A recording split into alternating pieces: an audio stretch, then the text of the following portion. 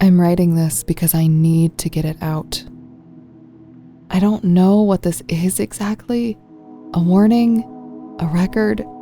Proof that I still exist? Maybe just a way to convince myself I'm not losing my mind. Because that's how it works, right? That's how they get in. Not with violence, not with knives, with questions, with the slow unraveling of things you thought were solid. I started therapy a while back after a rough breakup. Classic stuff. Panic attacks, shame spirals, waking up at 3 a.m., convinced that no one would ever love me again.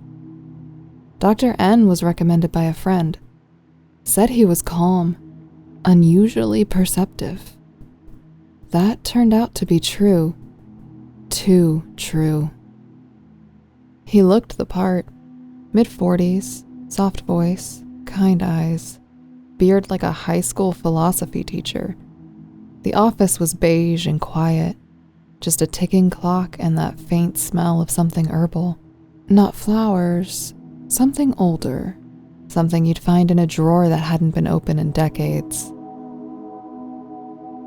At first, he was exactly what I needed. He never interrupted, never pushed, just asked the right questions at the right time. A few sessions in, I was telling him things I hadn't told anyone, things I hadn't even formed into words before. That's what makes this so hard.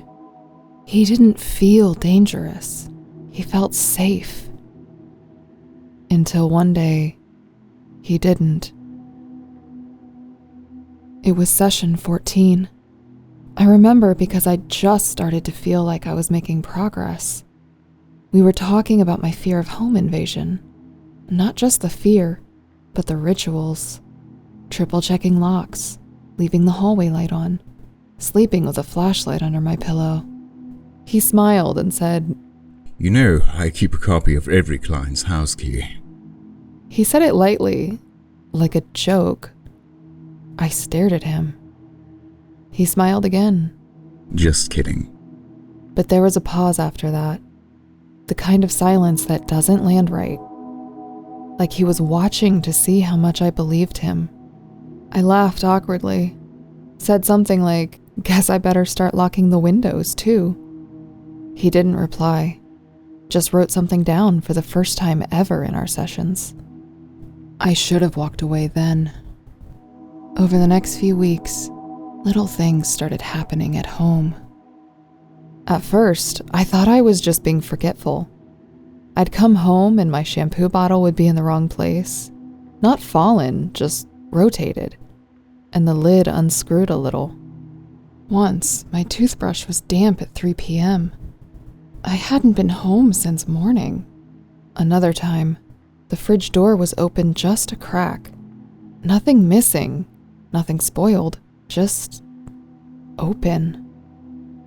It never escalated. Nothing loud, nothing obvious, just wrongness in the small details. I started testing it. Taped a single hair across the crack of my bedroom door, sprinkled talcum powder by the entryway, left a glass of water on the counter and measured the meniscus. I didn't tell anyone, not even Dr. N. I wanted to be sure. The hair would be gone. Powder would be scuffed. The water level would be lower by millimeters. So I changed the locks. Bought a triple deadbolt system, self-installed. Didn't tell my landlord. Didn't write it down. Didn't even mention it aloud in my apartment. Next session, he smiled and said, "Feeling safer at home now?" That was the last time I saw him. I stopped showing up, ignored his calls, blocked the clinic number. I thought I was done. But a week later, he emailed me. "Notice you've been distant. Just checking that you're safe at home." There it was again. That phrase, safe at home. I moved the next month. New suburb, new number. Didn't tell friends the address.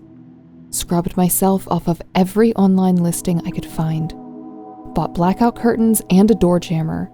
I even covered the peephole with tape. It worked for a while.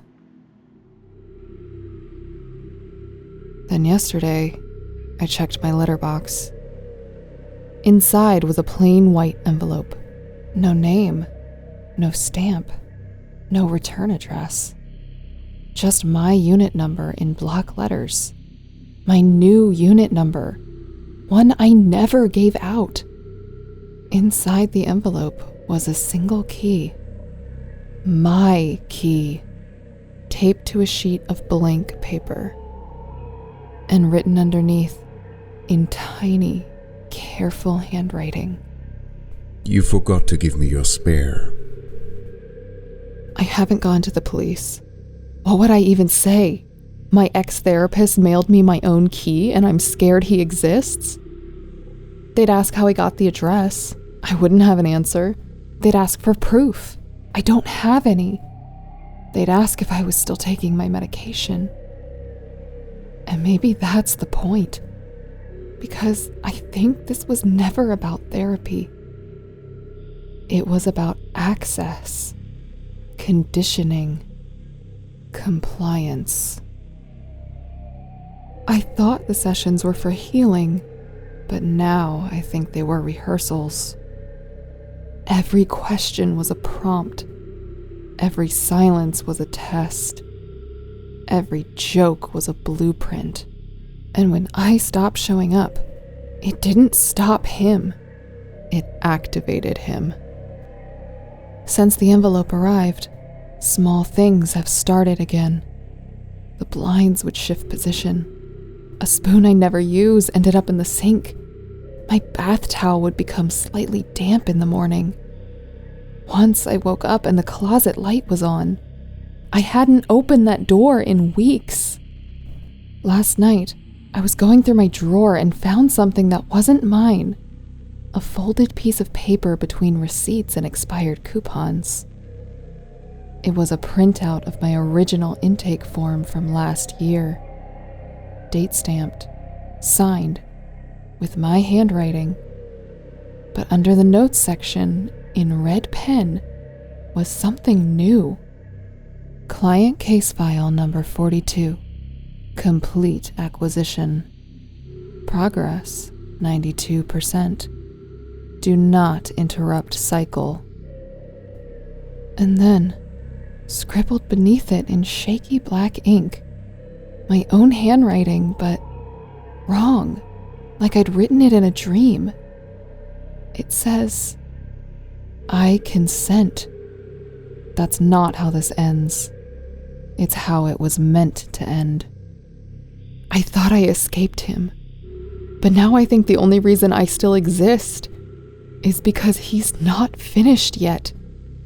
And tonight, as I write this, I just heard something in the hallway. Not a creak, not a thump, a click.